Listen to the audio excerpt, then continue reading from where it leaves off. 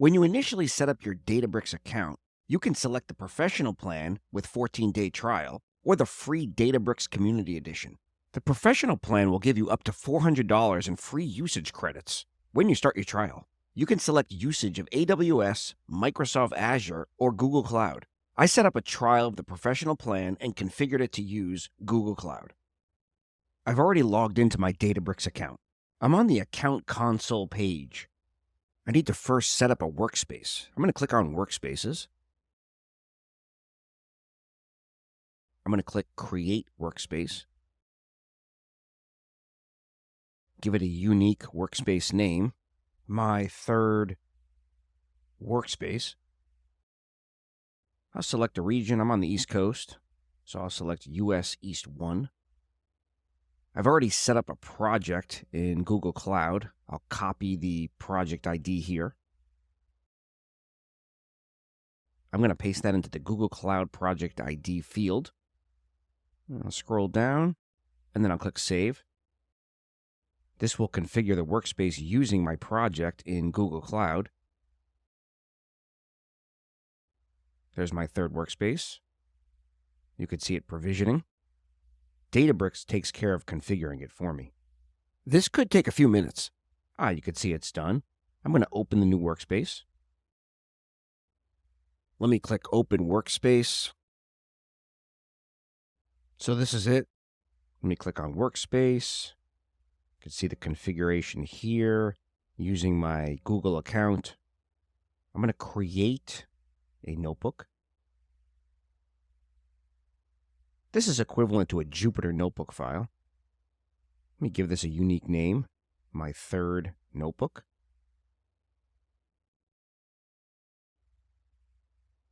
I'm going to start by pasting some code into the first cell.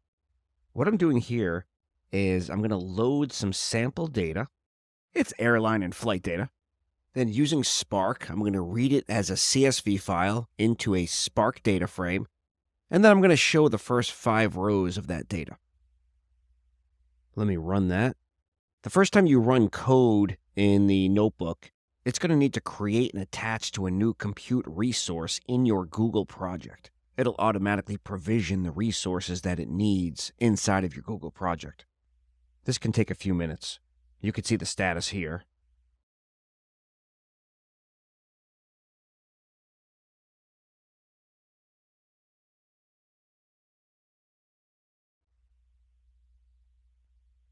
Once it's fully configured this first time, you'll see that Spark will run the job, and you'll see our first 5 rows of data. For a little more information about what was configured in the Google project, let's take a look. Here I am in Google Cloud. I'll go to my menu of options for this project. I'm going to scroll down to Cloud Storage, and then I'm going to go to Buckets. I can see that 3 buckets were automatically provisioned in my project, in my account. Let's go back to Databricks. Again, our first 5 rows of data. Let me add a little more documentation here. Some general information about PySpark and PySpark data frames. In our next cell, we're going to filter the data by column. Let's look at 10 particular columns of interest. So I'm going to filter by these columns and show 10 rows of data. Again, this is airline and flight data. You can see our 10 rows of data here. Let's count the total rows in our filtered data frame. Almost 646,000. Let's get the min and max of the year column. Looks like for this sample data set, both are 1987. Now we're going to do some basic aggregation. We're going to show the average delay by flight carrier. And we'll show 10 rows of that data. Now, what I want to be able to do is share this data, this particular view of the data, with somebody outside of Databricks. So I'm going to demonstrate delta sharing. So first I'm going to click on Catalog, Delta Sharing, Shared by Me, Share Data. Let me give the share a name. Click Save and Continue. I'll add the data assets later, so let me save and continue again. Let me specify a storage location, The only option here is my workspace. Click Save and Continue. Here you can specify the recipients or the users you're going to share the data with. We'll create a new recipient in a moment. I'll click Share Data for now. We can take a look here at the current recipients for this data share. There aren't any. Let me go back to Delta sharing. Shared by me. Let me click Recipients. These are all of my recipients. I'm going to create a new recipient. This is the person I'm going to share the data with. I'll use token-based. This is for a user who might not be using Databricks, but I want them to be able to access the shared data in some other way. After we give the recipient a unique name, I can set an expiration for the access of the data for this recipient. And this gives me the activation link for the data share for that recipient. I'll come back to that.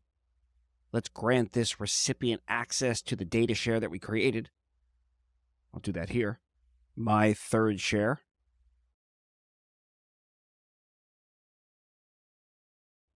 Let's go back to our notebook. Let me see if I can access the share I just created using code. So let me create a new cell. Let me show all the shares in this workspace. I see 3. There's my new one, my third share. Now we're going to save our data to that share, my third share. First, I'm going to create a new database called SharedDB. Then we're going to use it. Then I'm going to create a new table in that database. And I'm going to store our data frame in that table in that database.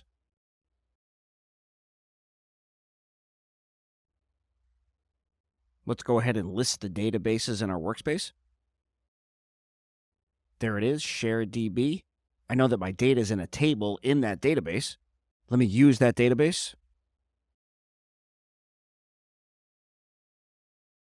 And then I'm going to show all the tables in that database. There's our new table. And now I'll query all the records in that table.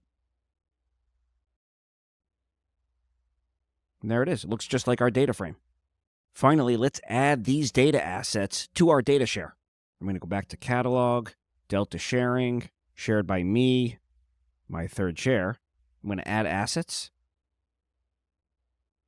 I'm going to browse for my new database, SharedDB. Let's grant permission and select. And then click Save. I'll confirm the additional permissions. There are the added data assets. Let me go back to the catalog. From the recipient's perspective, they only need one thing to access that shared data. And it's this activation link. So I'll copy this. And I'll paste that into another browser tab. This is going to download a credential file. I'll download that locally. Then imagine I'm in Google Colab or some other way of writing and running Python. I'll provide access to that credential file. Here it is in Google Colab, config.share. To use that credential file to access data in the Delta share, I'm going to first write code to install the Delta sharing Python library. Let that run and install. And then I'll write some code to use the library. Here I import Delta sharing, specify the credential file. Here it is in Google Colab. Create what's called a sharing client using the Delta sharing library. And then I iterate over the available shares and databases and tables. And here I'm loading the table from the database as a pandas data frame and printing the first 5 rows. There it is. I've accessed the data in Databricks using a Delta share.